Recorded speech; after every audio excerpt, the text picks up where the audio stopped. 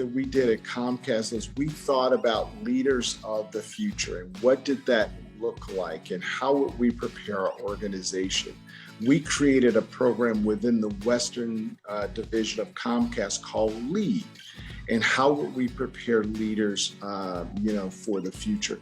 And we were struggling with, how do we go do this? Do we bring in external people to do it, but they didn't know our business? Do we just have our Comcast University team do it? But as we started, Ken, thinking more and more about the leadership challenges, we thought, who better to teach and coach than our own people?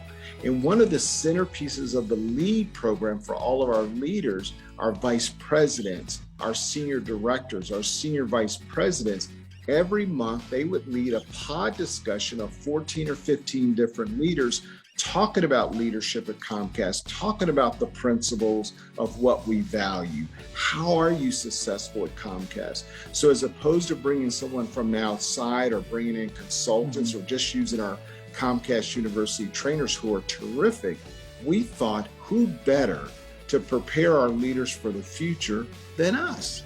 And so as part of this leadership program, we created these pods, and all of our leaders were mixed up and they were assigned to a pod leader, a leader within the West Division. And every month, these teams would come together and talk about leadership and what are the principles and how do you work through this. And through sharing, we were able to create a learning organization, or more deeper learning organization within the Comcast West Division. And that allowed us to prepare our leaders for the future. While the journey is still ahead of us, we believe we captured the right formula in how we prepare our leaders for the futures by challenging our own leaders to be the guide for our teammates going forward. And we've had great success so far with the program.